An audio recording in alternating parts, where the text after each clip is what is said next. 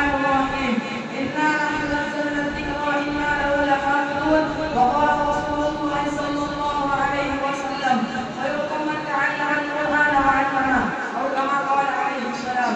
برادران اسلام اور محترم سامعین کرام، میں اس خوبصورت متبرک محفل میں اور متبرک کتاب قرآن کریم کی عظمت و قدر کو روشنی لانے کی جسارت کر رہا ہوں. میں اس سرزش رشد و ہدایت اور محبوب محمد و شریعت کا تذکرہ کرنے جا رہا ہوں، جس کی حفاظت کی ذمہ داری رب کائنات کے لیے ہے. ارشاد سلمانی ہے انا نحن نزلنا الذکر وانا له لحافظون. ترجمہ، ہم ہی نے قرآن کو نازل کیا اور ہم ہی اس کی حفاظت کرنے والے ہیں. امید ہے کہ آپ بہت بہت سمجھ فرمائیں. اللہ میں احکام قرآنیہ کی معرفت عطا فرمائے.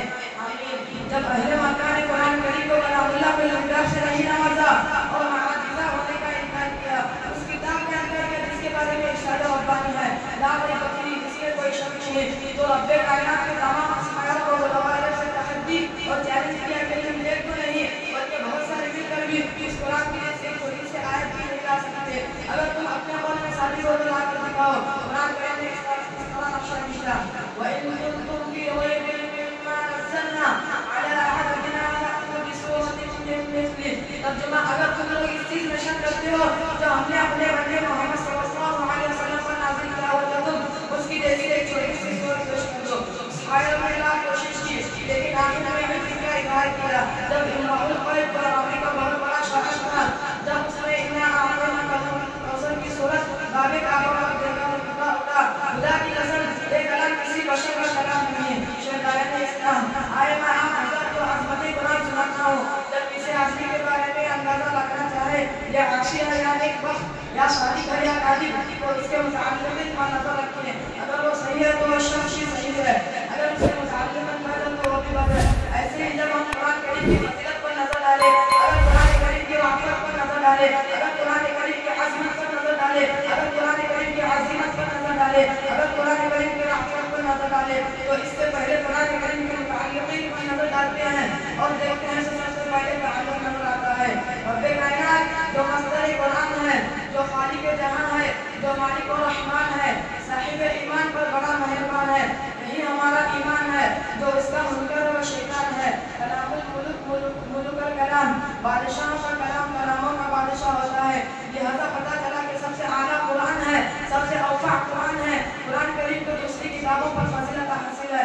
آئیے آگے چلتے ہیں. قرآن کریم کا دوسرا تعلق نظر آتا ہے لیلۃ القدر، اس لیے کہ لوح محفوظ سے قرآن کریم کو آسمانی دنیا پر اسی رات میں لایا گیا. یہاں پر نہ جبرائیل واسطہ ہے، یہاں پر نہ میکائیل واسطہ ہے، یہاں پر نہ اسرائیل واسطہ ہے، یہاں پر نہ اسرافیل واسطہ.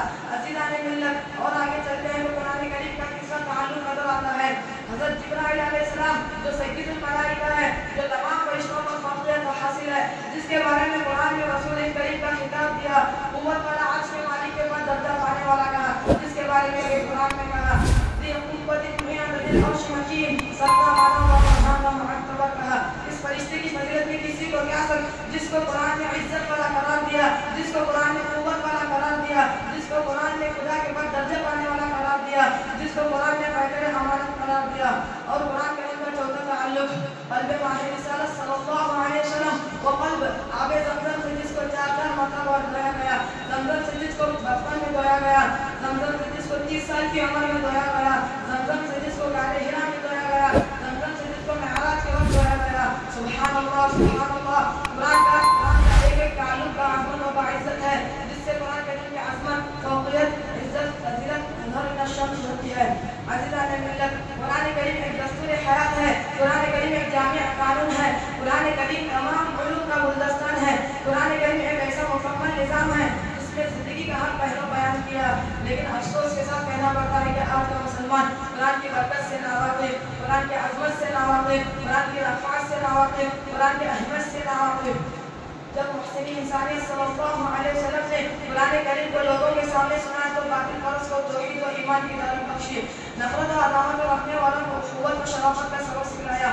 ارے بدتر دل کا قریدہ رکھنے والے امت نے جب قرآن کریم کو پڑھا اور سنا تو دست رسول صلی اللہ علیہ وسلم پر ایمان قبول کیا. امت قاتل ہونے جا رہے تھے لیکن قائل ہو کر واپس آئے. اگر ہم موجودہ حالات جو جہالت و گمراہی، ذلت و زوال سے کوئی اس کو تبدیل کرنا چاہتے ہیں تو قرآن کریم کو رہبر بنائیں، قرآن کریم کو مطلوب بنائیں. قرآن